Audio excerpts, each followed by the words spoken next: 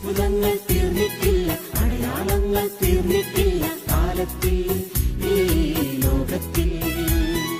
എൻ്റെ പേര് എമിൽഡ മേരി എന്നാണ്. ചിറ്റൂർ അമ്പാട്ടപാളയം ഇടവകയിൽ നിന്നാണ് വരുന്നത്. ഞാൻ സാക്ഷ്യം പറയുന്നത് എൻ്റെ ഇളയ മോന് വേണ്ടിയിട്ടാണ്. അവർ ബാംഗ്ലൂരിലാണ് താമസം. അവൻ 2 വർഷത്തിൽ കൂടുതലായി പള്ളിയുടെ അടുത്തായിട്ടൊരു സ്ഥലം വേണം. ഇപ്പോൾ ഇരിക്കുന്നത് ഒരു 5-6 കിലോമീറ്റർ വ്യത്യാസം ഉണ്ടാകും. ബസ്സിൽ പോകണോ അല്ലെങ്കിൽ ഓട്ടോയിൽക്കാണെങ്കിൽ 100 രൂപ കൊടുക്കണം.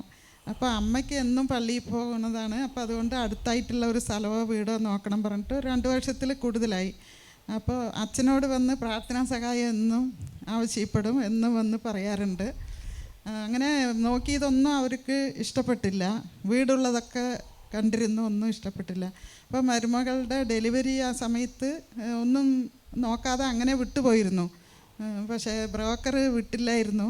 അപ്പോൾ ഈ അടുത്ത് വന്ന് പറഞ്ഞ് ഒരു സ്ഥലം പള്ളിയുടെ അടുത്ത് തന്നെ കിട്ടി. ഒരു ഓട്ടുപെര വീടോട് കൂടിയിട്ടാണ്, നടന്നു പോകുന്ന ദൂരമേ ഉള്ളൂ. അപ്പോൾ ഡിസംബർ 26-നാണ് മോൻ ലീവിന് വന്നപ്പോഴാണ് രജിസ്ട്രേഷൻ കഴിഞ്ഞത്. അതിന് കർത്താവെ നന്ദി, സ്തോത്രം. 45:2 വായിച്ച് പ്രാർത്ഥിച്ചു. എന്നും വചനം പറഞ്ഞ് പ്രാർത്ഥിക്കുമായിരുന്നു. ഓർമ്മയുള്ളപ്പോഴൊക്കെ ലൂക്ക 10:19 ഇതാ പാമ്പുകളുടെയും തേളുകളുടെയും ശത്രുവിൻ്റെ സകല ശക്തികളുടെയും മേൽ നിങ്ങൾക്ക് ഞാൻ അധികാരം തന്നിരിക്കുന്നു, ഒന്നും നിങ്ങളെ ഉപദ്രവിക്കുകയില്ല.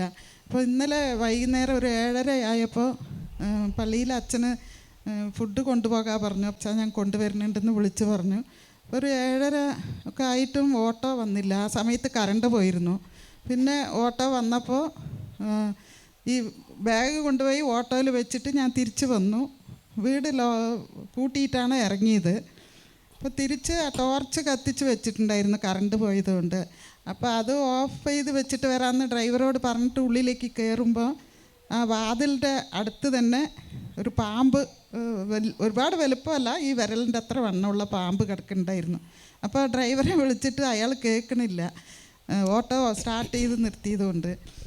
അപ്പോൾ പിന്നെ ഞാനൊന്ന് എവിടെ പോകുന്നുണ്ട് ഇതെന്ന് നോക്കാൻ വേണ്ടി അവിടെ നിന്നിരുന്നു. പിന്നെ ഒന്ന് ഇറങ്ങിയിട്ട് അയാളെ വിളിച്ചു. വന്ന് കാണുമ്പോൾ കെട്ടുപിരിയും പാമ്പാണ്. അയാൾ തന്നെ തല്ലിക്കൊല്ലുകയും ചെയ്തു.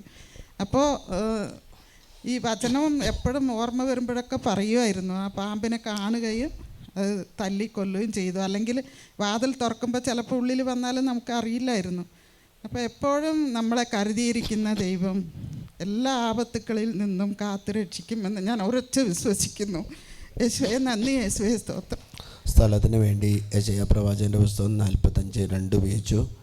പാമ്പുകളുടെ ഇഴജന്തുക്കളുടെ ശല്യങ്ങളിൽ നിന്ന് ലഭിക്കാൻ സംരക്ഷണം കിട്ടാൻ വേണ്ടി ലൂക്ക 10:19 പ്രാർത്ഥിച്ചു. 2 വചനത്തിൻ്റെ അഭിഷേകത്താൽ 2 സാക്ഷ്യങ്ങൾ നൽകി കർത്താവ് അമ്മച്ചിയെ അനുകരിച്ചു. ഹല്ലേലൂയ.